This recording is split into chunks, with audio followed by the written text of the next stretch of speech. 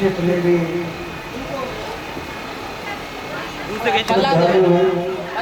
भक्त हैं, हाँ अंकल जी आप साहब भैया साइड से जाओ। मेरे सभी बच्चे आज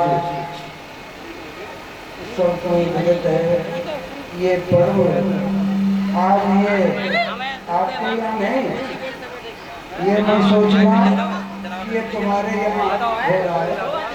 आज ये पर्व हमारे पूरे भारतवर्ष में हर जगह मनाया जा रहा है, मनाया जा रहा है। ये क्यों?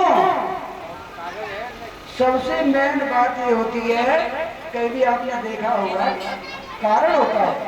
हर एक बात के पीछे कोई न कोई कारण अवश्य होता है। आज ये गुलाब यहाँ बैठा है, वैसे नहीं बैठा, इसके पीछे इसका कारण है। कारण ये है कि ये वीडियोग्राफी कर रहा है। ऐसे ही आज ये त्योहार जो मनाया जा रहा है, क्यों मनाया जाता है? इसका कारण गुरु पूर्णिमा। गुरु शब्द बड़ा ही एक विचित्र, इधर से आओ, यानी हमारी जितनी शब्दावली है, पूरी शब्दावली में इतनी शक्ति नहीं है जितनी शक्ति इन दो शब्दों में है। शब्द तो सभी होते, इसमें ऐसी क्या चीज है? हर एक शब्द की अलग अलग व्याख्या है और अलग अलग भावार्थ है। गुरु शब्द में दो अक्षर आते हैं और ये सभी लोग जानते हैं। पहला अक्षर गु होता है और उसके बाद में दूसरा आता है जिसे हम गु कहते हैं। तो पहले तो हम गु के विषय में बताएंगे कि गु क्या चीज है। उससे पहले ये गुरु बनाए क्यों जाते हैं? दीक्षा क्यों ले जाते हैं? अरे बिना दीक्षा नहीं करनी चलेगा? अरे आए हैं, माँ बाप ने हमको पैदा किया, बढ़िया खा रहे हैं, कमा रहे हैं, बढ़िया सर्विस लग गई है, फिर क्या आवश्यकता है? लेकिन नहीं, हमारे इस भारतवर्ष में, हमारी सृष्टि में, पूरी सृष्टि में ये विधान है, जन्म जो होता है वो एक जीव का होता है। और जीव तो कोई नहीं, जीव मनुष्य भी है, जीव पशु भी है, जीव कीट पतंगा भी है। वो जन्म जीव का होता है। मनुष्य का जन्म कब होता है?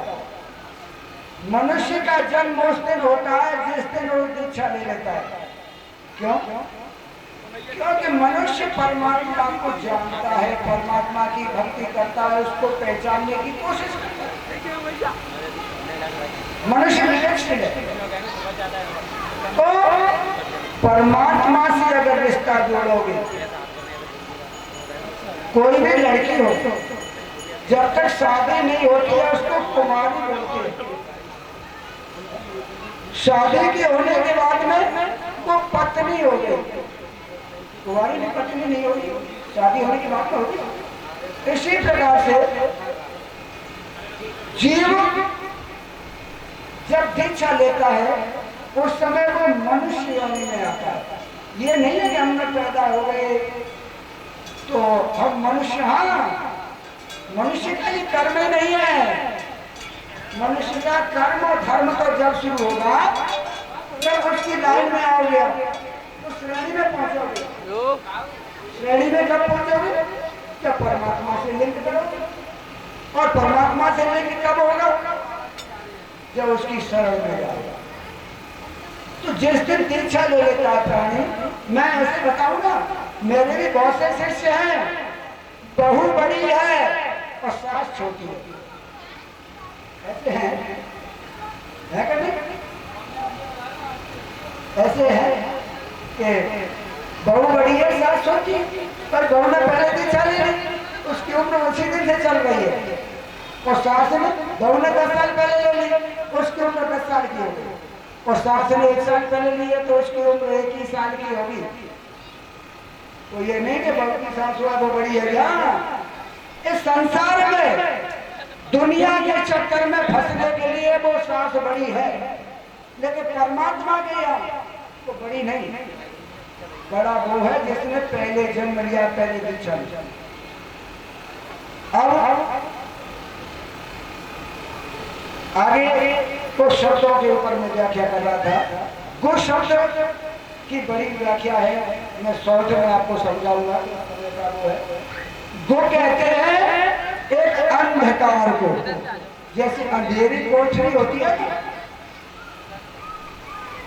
उस अंधकार में, अंधेरी कोठरी में आपसे कह दे कि भाई जा करके आप केवली उठा करके ले आओ, ले आओगे? अंधेरे में नहीं ला पाओगे, क्योंकि अंधेरा है। और उस अंधेरे को प्रकाश कौन करता है?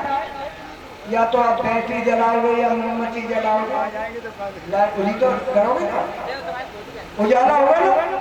जब उसमें से कुछ मिलेगा, अब उजाला कहां से होगा? रू जो शब्द है वो एक प्रकाशमान शब्द है, और प्रकाश से ही उजाला होता है। अब रू अंधकार, ये संसार है ना जिसमें हम तुम बैठे हैं बेटा, ये सभी अंधकार है। क्यों? क्योंकि ये असत्य है, इसमें सत्यता नहीं। सत्यता क्यों नहीं भाई? सत्य क्यों नहीं दिखाई दे रहा है ना? ये नरेश बैठा है, राम कुमार है, श्याम यारी, लेकिन असत्य है, ये सत्य नहीं है। क्यों? क्योंकि सत्य का कभी नाश नहीं होता। और हम जितने भी बैठे हैं ना, आज हम बैठे हैं, पता नहीं कि अगले साल रहे या नहीं रहे, जाना पड़ेगा। तुम सब मिल करके पूरी कोशिश कर लेना, जिस समय वो आएगा ना लेने के लिए, कोई रोक नहीं पाएगा, रोक पाएगा कोई नहीं। क्यों? क्योंकि हम असत्य में चल रहे हैं। जितनी बड़े वृक्ष हैं उनको जाना पड़ेगा, क्योंकि वो असत्य है, सत्य नहीं है, अंधकार में है। वो अंधकार में जाओगे, दौड़ लगाओगे तो कहीं ना कहीं पैर के ऊपर गिरोगे, गिरोगे, ठोकर खाओगे, क्यों? दिखाई नहीं दे रहा, पता नहीं कदम कहां से कहां पड़ेगा। ऐसे ही अब प्राणी है ये पृथ्वी, यानी मतलब ये है कि जहां तक आपको अपनी नजरों से दिखाई दे रहा है, नेत्रों से, वो सभी असत्य है। भाई नजरों से तो हमको ये आकाश भी दिख रहा है, पृथ्वी भी दिख रही है। ये पृथ्वी तो हमने कभी जाते हुए नहीं देखी, लेकिन बेटा एक समय वो आएगा कि ये भी रसातल के लिए चली जाएगी, कोई रोक नहीं पाएगा। जितने भी हमारे देवता हैं, हमारे राम जी हैं, कृष्ण जी हैं, देवी हैं, हनुमान जी हैं, भोले हैं, ये भी सत्य नहीं है। क्योंकि राम जी आए थे अयोध्या में, जाना पड़ा था, गए थे। भगवान कृष्ण आए थे, जाना पड़ा था। क्यों? भाई क्यों असत्य क्यों है? क्योंकि उनको देखा है। भाई हमने नहीं देखा होगा, हमारे पूर्वज थे उस समय, अयोध्या में भी लोग रहते थे ना जब राम जी थे, उन्होंने उनको देखा था।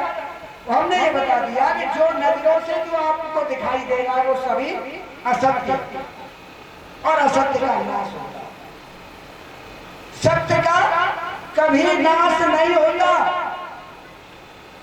और वो सत्य क्या है? वो सत्य परमात्मा है। तुमको अभी तो कह रहे थे कि भगवान में और परमात्मा में बेटा जमीन और आसमान का फर्क है।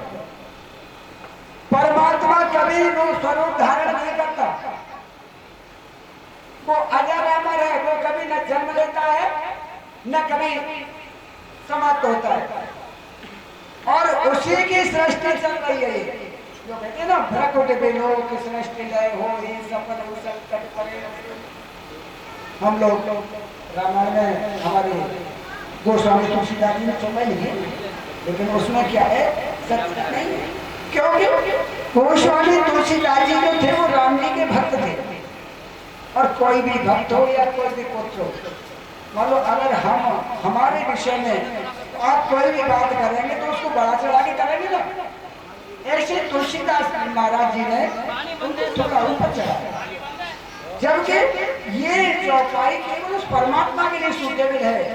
उनकी एक ढपकी विलोकने से करोड़ों ब्रह्मांडों का नाश हो जाता है।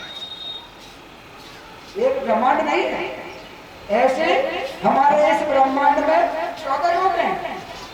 7 ऊपर लोग हैं, 7 नीचे है, तल तल अतल पतला तल घड़ा तल पाता, 7 नीचे हैं, 7 ऊपर है। ये मिलकर के एक ब्रह्मांड है। ऐसे करोड़ों ब्रह्मांडों की रचना जिस परमात्मा के भ्रकुटी विलोकने से, भ्रकुटी विलोकने का मतलब जानते हो पलक झपकते ही हो जाती है। अब रू शब्द क्या है? वो सत्य शब्द, जिसको हम सत्य कहते हैं, वो रू का सत्य का पर्यायवाची शब्द है रू। उस अंधकार से प्रकाश की तरफ ले जाने वाला। अंधेरे में आप हो, प्रकाश एकदम तो आएगा नहीं, आपको कोई ना कोई व्यवस्था करनी पड़ेगी भाई।